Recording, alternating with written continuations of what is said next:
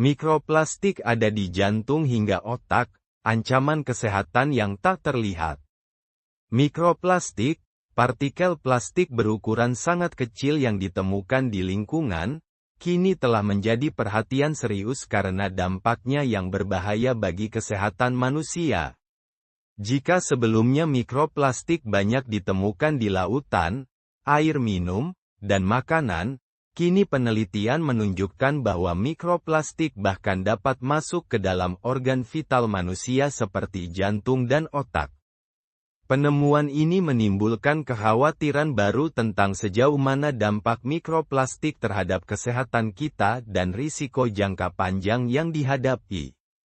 1. Apa itu mikroplastik? Mikroplastik adalah serpihan plastik yang berukuran kurang dari 5 mm. Ada dua jenis utama mikroplastik, mikroplastik primer.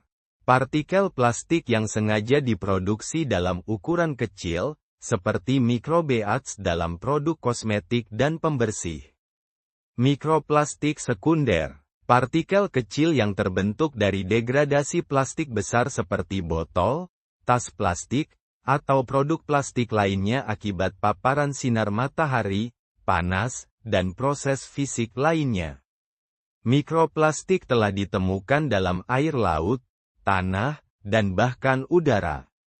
Saat ini, mikroplastik juga terdeteksi di dalam tubuh manusia melalui makanan, air, dan udara yang kita hirup. 2. Mikroplastik dalam tubuh manusia. Sejumlah penelitian terbaru menunjukkan bahwa mikroplastik tidak hanya berada di luar tubuh, tetapi juga bisa masuk ke dalam tubuh manusia melalui saluran pencernaan, pernapasan, dan bahkan darah.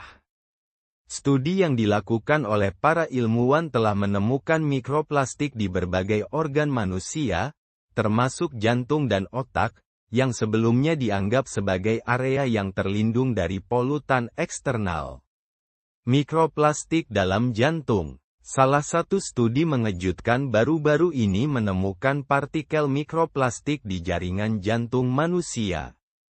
Mikroplastik ini masuk ke jantung melalui aliran darah, terutama melalui makanan, air, dan udara yang kita hirup. Mengingat pentingnya jantung dalam sirkulasi darah dan pemompaan oksigen ke seluruh tubuh, keberadaan mikroplastik di organ ini menimbulkan kekhawatiran besar. Partikel mikroplastik yang tersangkut dalam jaringan jantung dapat menyebabkan peradangan dan mengganggu fungsi jantung secara keseluruhan. Mikroplastik dalam otak. Studi lain mengindikasikan bahwa mikroplastik juga dapat melewati penghalang darah otak, blood-brain barrier, yang berfungsi sebagai pelindung otak dari zat-zat berbahaya. Penghalang ini biasanya melindungi otak dari polutan dan bahan kimia beracun, namun partikel mikroplastik yang sangat kecil ternyata bisa melewati lapisan ini dan mencapai jaringan otak.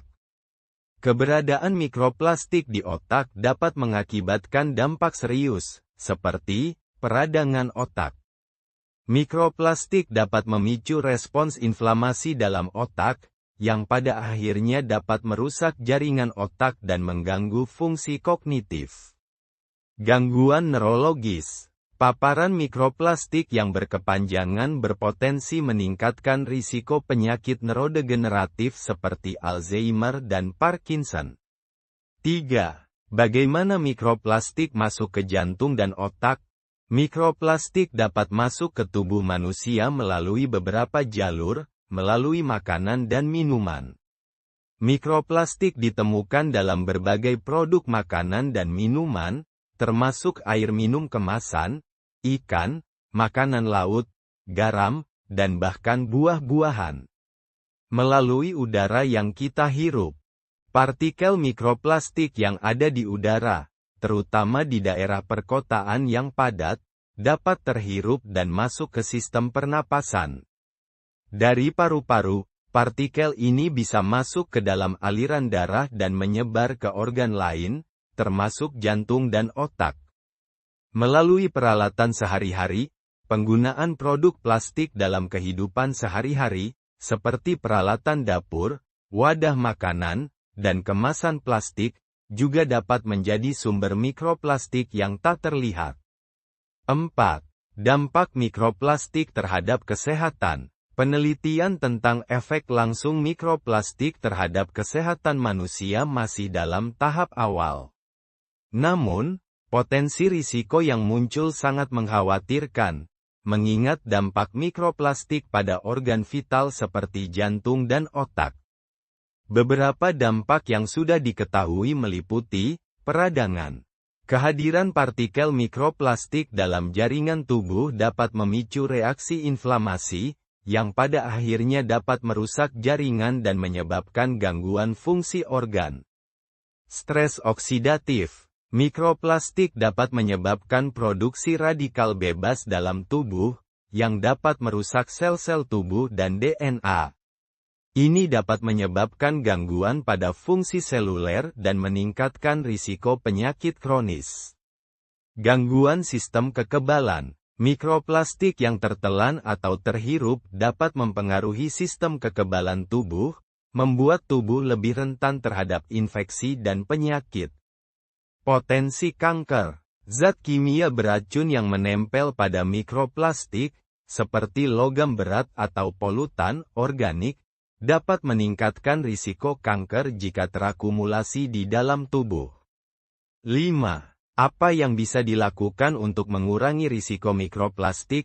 Meskipun mikroplastik telah menyebar di seluruh lingkungan, ada beberapa langkah yang dapat diambil untuk mengurangi paparan dan dampaknya terhadap kesehatan, mengurangi penggunaan plastik sekali pakai.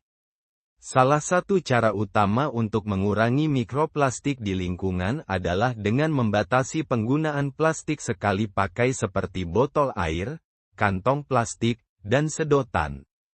Menggunakan produk berbahan alami. Pilih produk yang menggunakan bahan alami atau biodegradable, seperti wadah makanan dari kaca, kayu, atau baja tahan karat, daripada plastik. Menggunakan filter air. Menggunakan filter air yang mampu menyaring partikel mikroplastik dapat membantu mengurangi jumlah mikroplastik yang terkonsumsi dari air minum. Menghindari paparan debu dalam ruangan. Mikroplastik juga bisa terdapat dalam debu rumah tangga. Membersihkan rumah secara rutin dan menjaga ventilasi yang baik dapat mengurangi partikel-partikel yang terhirup. Memilih makanan segar. Mengurangi konsumsi makanan olahan dan kaleng yang seringkali mengandung lapisan plastik dapat membantu mengurangi paparan mikroplastik. 6. Kesimpulan. Penemuan mikroplastik di organ vital seperti jantung dan otak menunjukkan bahwa partikel plastik kecil ini lebih berbahaya daripada yang diperkirakan sebelumnya.